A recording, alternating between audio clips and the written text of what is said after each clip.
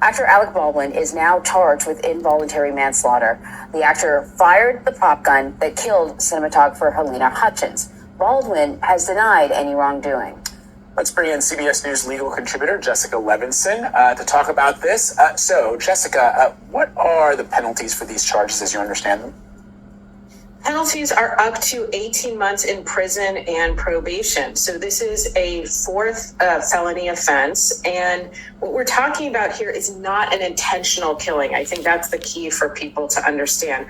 We're talking about a potentially lawful act that you engage in, but you were criminally negligent. So for instance, if you go shooting with friends and you are not holding a gun properly and you're not taking due care, and you should have known that something dangerous could have happened, and you accidentally kill a friend, you can be charged with this involuntary manslaughter. And that's what we're basically seeing in this case. And I just want to sort of clarify, Alec Baldwin was holding the gun at the time. That is what we know. Alec Baldwin has said that, in fact, at one point he said he did not fire the gun. So, these are details that will be worked out, as this case grinds forward. But I just wanted to sort of clarify, he was holding the gun at the time.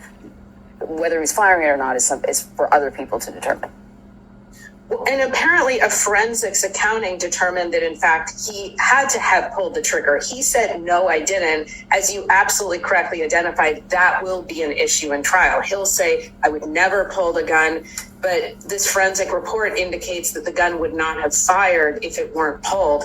Again, it's going to be one of the issues that, assuming this actually does go before a jury, that they're going to have to sort out, because as far as we can see from the reporting, there never has been the full explanation for how live ammunition landed in that gun that Alec Baldwin ultimately had in his hand, which led to a death.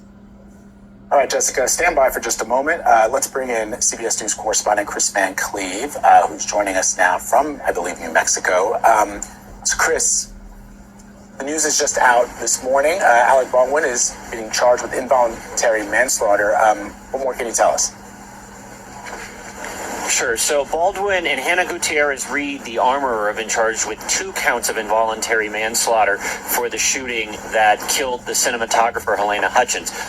Now, there are 2 statutes for involuntary manslaughter in New Mexico, according to the DA's office here, and that's why there are 2 charges here. They're going to be charged in the alternative, which means the jury, if it goes to trial, will be able to decide which caliber or category of involuntary homicide they want to look at here. And the difference is, as you were hearing, an 18-month sentence. There's another category, a more severe one, that because it was committed with a gun could carry a sentence of up to 5 years in prison. But most immediately here, the charges will be filed formally before the end of the month, the DA says. That will then prompt a summons for both Baldwin and Gutierrez Reed, and that will begin the formal legal process. There'll be a first appearance and then a preliminary hearing, which will sort of take the place of a grand jury here, because due to COVID restrictions, a judge will essentially act as a grand jury to decide if there's enough evidence to go forward here. We should also note that Assistant Director David Halls, who basically inspected the gun before it was given to Baldwin on the day of the shooting, he assigned a plea agreement to the charge of negligent use of a deadly weapon.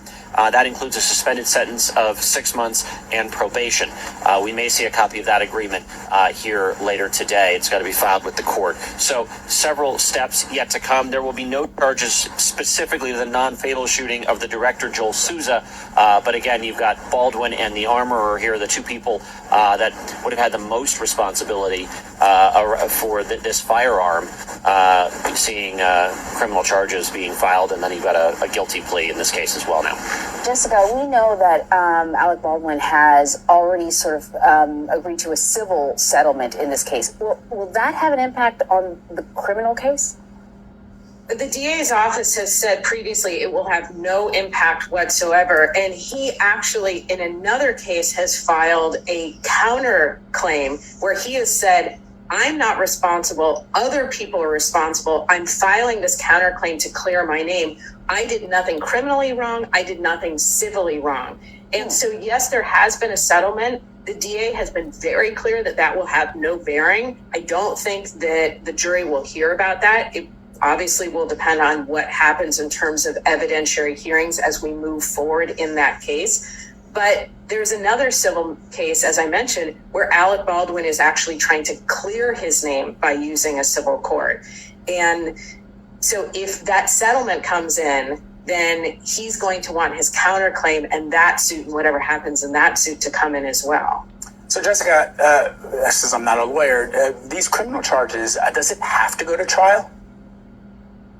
No, it doesn't have to go to trial. And as you just heard in the reporting, there are a lot of steps before we get to a jury. There's going to be initial hearings. There will be an initial determination. I think that's very important by a judge, because in New Mexico, because of COVID restrictions, it will be done by a judge who will make a determination as to whether or not there's enough evidence to even move forward.